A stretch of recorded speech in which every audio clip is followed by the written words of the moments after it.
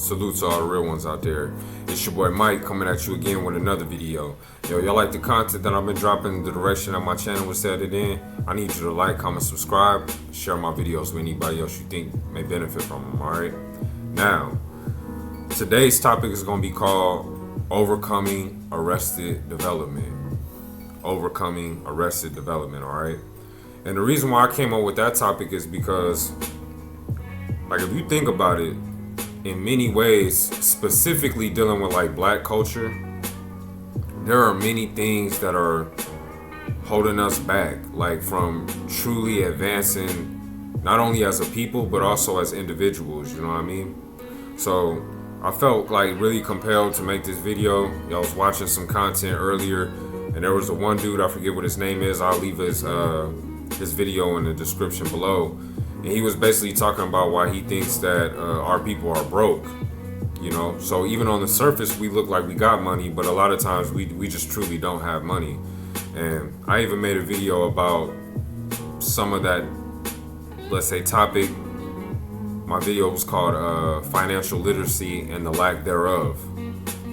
So let's just go ahead and jump straight into it.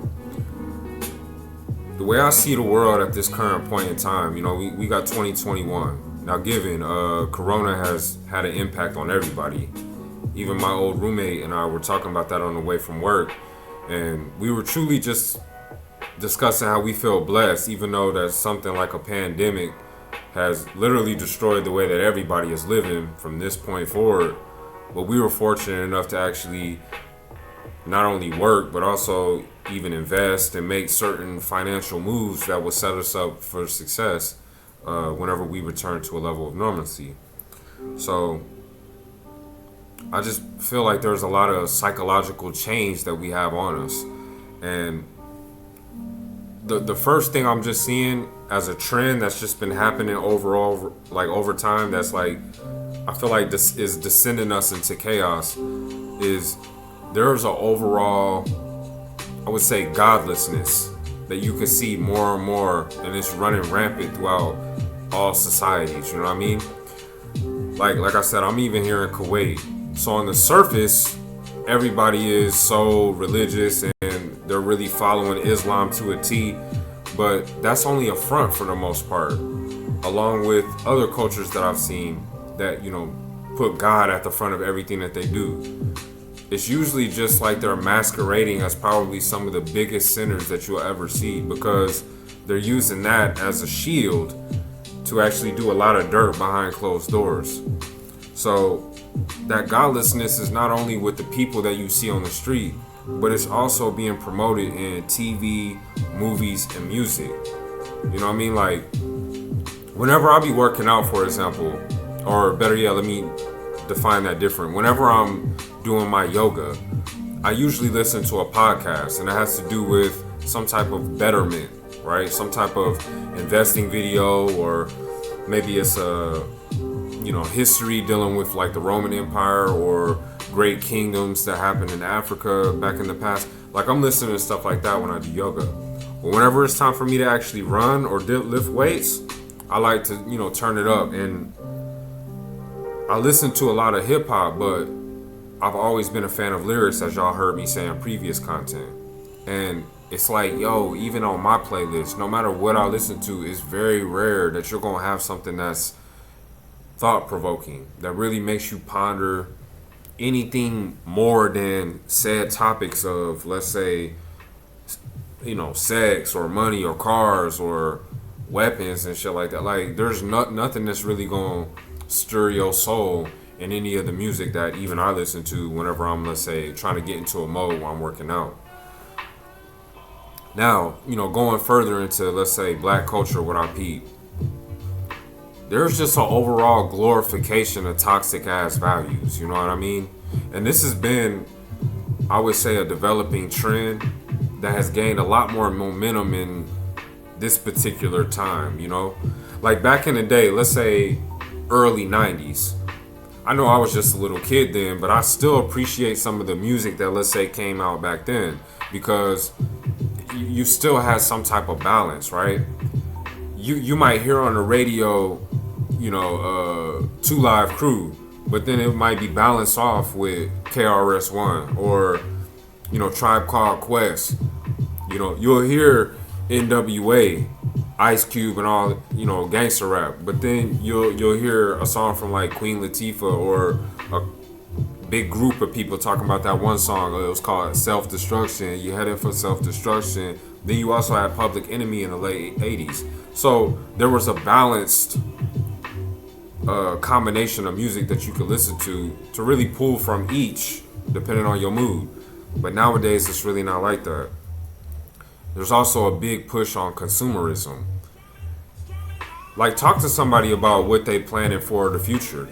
You'll be hell-bent to actually, or hell-pressed to actually find somebody that is looking 5, 10, 20 years down the line as far as their finances or where they actually want to be. Everything's all about instant gratification and having everything right now, And even if you don't have it, basically fronting as if you do. That fake it till you make it bullshit. Like, I'm really not a big advocate of that right there. I figure everything that you really want, specifically when it's dealing with wealth or success, business, what have you, even if you want to work out, it's going to take incremental steps. Y'all need to have more of a long-term vision, man. Not everything is going to come overnight. And it's ridiculous if it would. Gangster lifestyle, like I talked about before, that's something that's always promoted in our culture. Empty sex without commitment. Now, I ain't gonna say I've always been a saint. Like, I ain't never, let's say, had a female before and we didn't have like a committed relationship. It was non-committal. But I can also say for myself, I was never going around like really deceiving the hell out of women. Like, I would tell them right up front, especially when I was in the army, yo, this what it is. I'm in town for a limited time. Like, you trying to kick it or not? And I had I would say an abundant mindset. I wasn't over here really hounding females like that. Anybody who knows me can attest. That's never really been a struggle point for me, dealing with the opposite sex. But what I'm saying is, like, there's this push on, how many hoes you got, how many chicks you smash, how many. We all been there, what I'm saying? I know it's part of, like, kind of growing and developing. But me standing here as a married dude who's been with the same woman this whole time, the game don't stop. It's not like I got a chick and then now I can just fall the hell back. Like, nah, if anything, you gotta have a lot more game to keep a woman sustained over time. So keep that in mind. Also, promotion of drugs, whether you're either using them, selling them, or both. Like I always talk to my homeboys, man, it's called trap music. Yeah, trap, motherfucker. You either gonna get locked up or killed. Every single trap rapper you see, it's rare that they really just make it out doing something different. A lot of them, look at Young Dolph, for example. I ain't trying to shit on his legacy, but come on, bro. You rapping about all that stuff the whole time.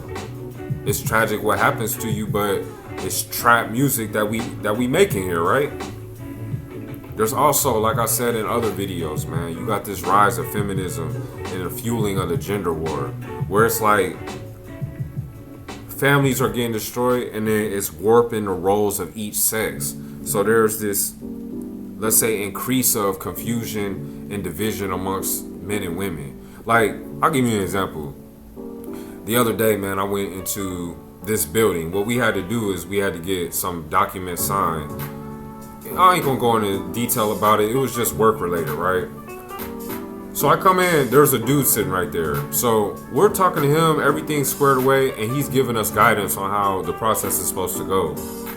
Out of nowhere, this female just jumps in and literally just overtalks him as if he has no clue of what he's talking about and says verbatim the exact thing that we're hearing from him.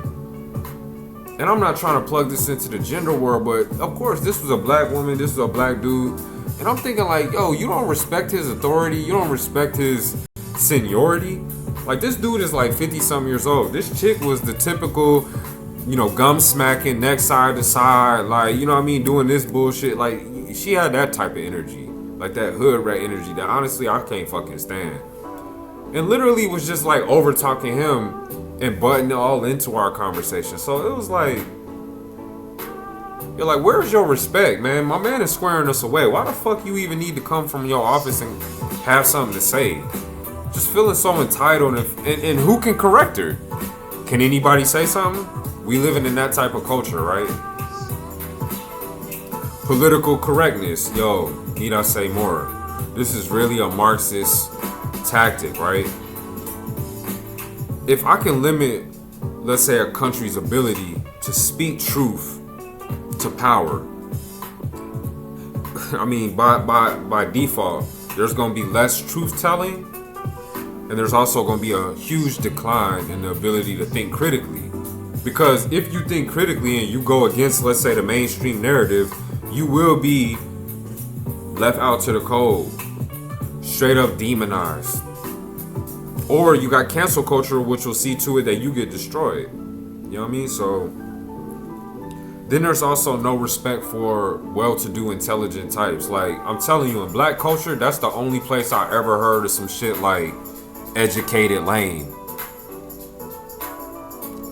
How does that even go together? How are you an educated lane? Like, we the only culture on the planet that don't really like glorify or promote the pursuit of higher intelligence. Then, like I said before, you got people who want to show wealth, fake it till they make it, versus actually just putting money away and being frugal. You know what I'm saying? Becoming a millionaire is possible for anybody who has a long-term vision and stays consistent in their investing strategy, right? But what the fuck do I know? So how do I break the chains? You know what I mean?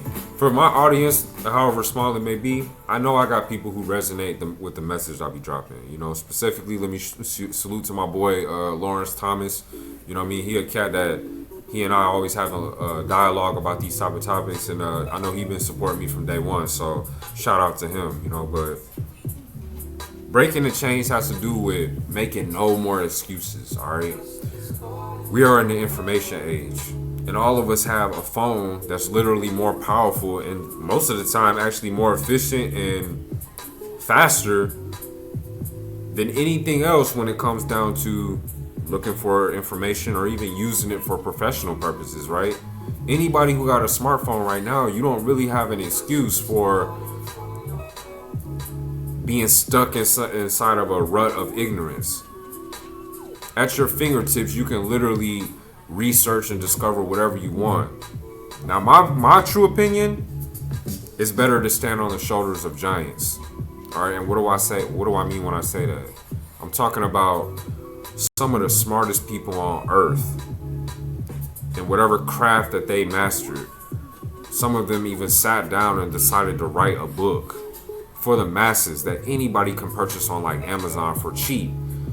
You got a person who, let's say, studied science for the last 30 years of their life, and then they write a book about whatever.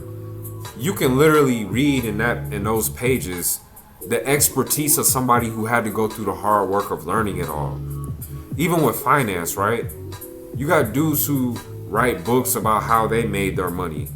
Why not take that book, read it for yourself, and at least apply some of the principles? You're going to be well on your way to at least establishing more wealth versus sitting back, making excuses, and being fucking broke. Also, when it comes to books about self-improvement or even just classic literature, there's always something you can take out of it. You know, like even my brother Justin, man, we were both talking about how The Alchemist, one of Will Smith's favorite books, was a book that really just transformed a lot about how we think when it comes to pursuing our dreams. Okay, so I challenge y'all to not make any more excuses when it comes down to your particular station in life, and realize that you got a wealth of resources that you can access at any moment's notice just with your phone, or if you go my route and take a book to change your overall, let's say, circumstance. Also, what do I do to break the chains of arrested development? How do I overcome it? Emulating what I'd like to see more of. Okay? Y'all already know my story as far as like how I grew up and all of that. There weren't really too many strong male examples of how one should conduct themselves. Okay, but like I said, no excuses. Look at great authors. read their content, look at people in the neighborhood, see how they carry themselves. Me personally, I even had friends who had father figures around, and I would just watch how they move, how they speak, how are they maneuvering, how do they make their money. Those are the dudes that I looked up to. Not the dope boys, not the fucking rappers, not entertainers, not dudes who are locked up right the fuck now and don't have no control over their life and really just trash their whole destiny, and now they trying to play catch up. And what they doing, they reminiscing back on the glory days when they did this, that, and the third. Follow top examples, all right? And understand that you have people that are probably watching your every move and being inspired by whatever you do. So why not take the higher road and try to self-actualize, right? Emulate what you want to see more of. Another thing I've done, or that I do on a regular to try to overcome arrested development, is I access the pure, innocent, like childlike version of myself who used to like to draw, who used to like to write, read, was always outside, who wasn't like with all these lusty thoughts about sex or women or this or that or money, or like, I just had a pure disposition, and by returning back to that, getting back in nature, being physically fit and things like that, it really makes me feel like how I was when I was a younger version of myself, which is dope, right? Another thing you might have to do if you want to break chains, I already said it in my video, healthy detachment. You gotta analyze your posse. The people who you spending a lot of time with, it might be time to analyze them, you know what I mean? And think about, where am I trying to go? That's important to know. Where the hell are you trying to go? Analyze your posse and think, are these people on the same frequency of where I see myself going? If they're not, it's not to say you gotta cut all ties and, you know what I mean, just be on an island onto yourself. That might be the case. But it's okay to love people from a distance, man. We all got different journeys. This person's headed south, maybe I'm headed west. Next person headed north, other person headed east. Like, it's all good, man. All of us can still know each other. And when we come together, of course, it might be like minds connect. But in the meantime, in between time, dog, no problem with loving people from a distance, man. Also,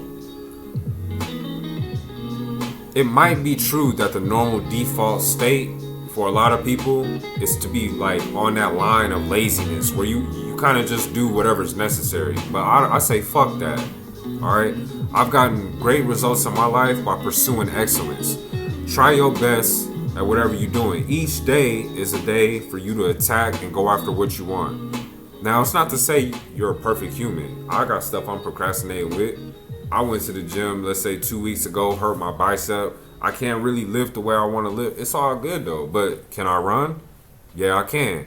Can I still do yoga? Yeah, I can. Can I still do deadlifts, squats, all the other exercises around that? Yeah, I can. So there's no excuse. All right, get to it, hit the ground, and go running as fast as you can. Last but not least, I talked to my aunt about this. Shout out to my aunt Phyllis if she's watching this, because we had a real good talk. What I like to ask people from time to time is if you could go back, you know, in the past and have a conversation with anybody of your choosing. I don't care how far back you go, and there's also no language barrier. Who would you, let's say, spend time talking to and why? And she said Marcus Aurelius. And I thought that was so dope because I just finished Marcus Aurelius's book, which is called Meditations. I want to say like around November of last year. All right. So what I'm saying is embrace Stoicism.